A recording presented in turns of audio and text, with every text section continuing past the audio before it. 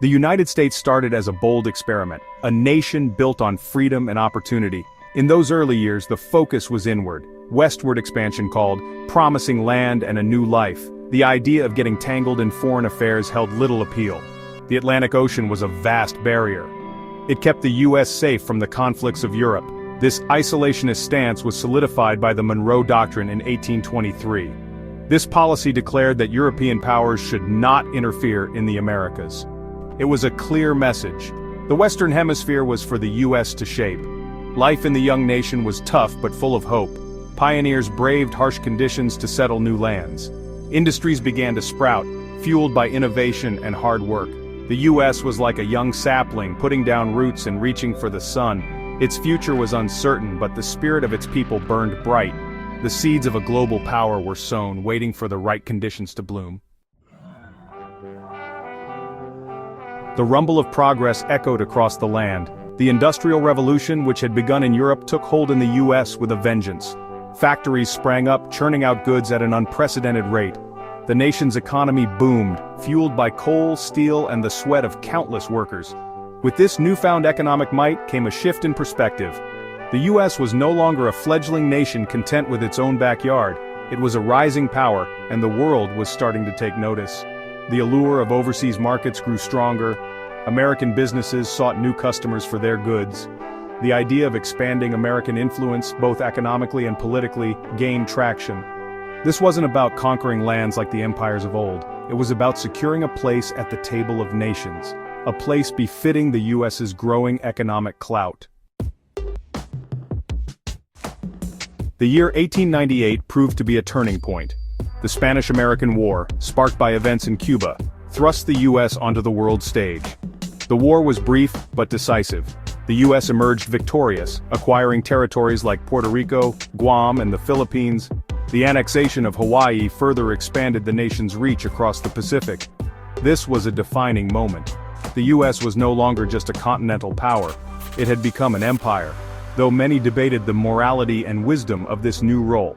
The debate over imperialism raged. Some saw it as a moral duty to spread American values and ideals.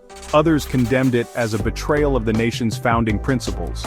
This tension between isolationism and interventionism would continue to shape U.S. foreign policy for decades to come. The Spanish-American War, while brief, had far-reaching consequences. It had awakened a sleeping giant, and the world would never be the same. The 20th century dawned with Europe on the brink of chaos. World War I, a conflict of unprecedented scale and brutality, erupted in 1914. The United States, initially determined to stay neutral, was drawn into the maelstrom in 1917. German aggression, particularly the sinking of U.S. ships carrying civilians, forced America's hand. The Doughboys, as American soldiers were known, turned the tide of the war. Their arrival on the battlefields of Europe helped secure an Allied victory in 1918. After the war, President Woodrow Wilson championed the League of Nations. This international organization was meant to prevent future conflicts. However, the U.S. Senate, wary of entanglement in foreign affairs, refused to join. The U.S. retreated into isolationism, seeking solace in its own prosperity. But the world was not done with war, nor was the U.S. destined to remain on the sidelines. The rise of fascism in Europe and Japanese aggression in Asia led to World War II in 1939. The U.S., scarred by the memory of World War I, clung to neutrality. But the Japanese attack on Pearl Harbor in 1941 shattered any illusions of isolation. The U.S. once again found itself thrust into a global conflict. The war effort mobilized the entire nation. Factories churned out tanks and planes while millions of Americans donned uniforms. The U.S. played a pivotal role in the Allied victory, liberating Europe from Nazi tyranny and defeating Japan in the Pacific. World War II left Europe in ruins and the world divided. The Soviet Union, once an ally against fascism, emerged as a new superpower. The US and the USSR, each with their own ideologies and ambitions, locked horns in a geopolitical struggle known as the Cold War. This was not a war of tanks and planes, but a war of ideas, espionage, and proxy conflicts. The US, determined to contain the spread of communism, adopted a policy of containment. The Marshall Plan, a massive economic aid package, helped rebuild war-torn Europe. NATO, a military alliance, was formed to deter Soviet aggression. The Cold War was a time of high tension and constant fear. The threat of nuclear annihilation loomed large. The US and the USSR engaged in a costly arms race, amassing vast arsenals of nuclear weapons. Proxy wars, like those in Korea and Vietnam, claimed countless lives. The US emerged from the Cold War victorious, with the collapse of the Soviet Union in 1991.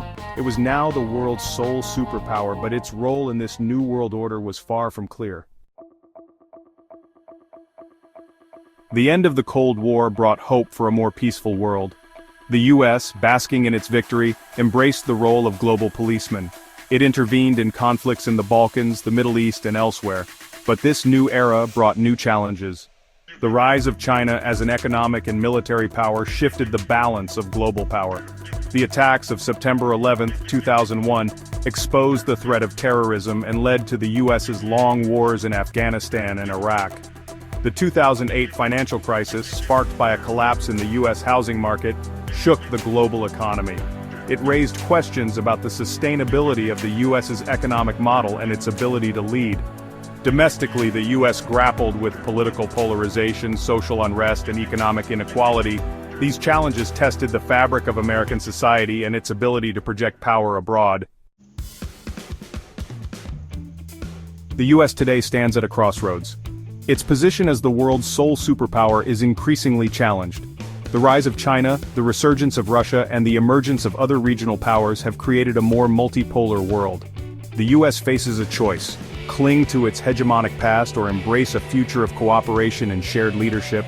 The challenges are daunting, but the US has overcome adversity before. Its history is one of constant evolution and adaptation.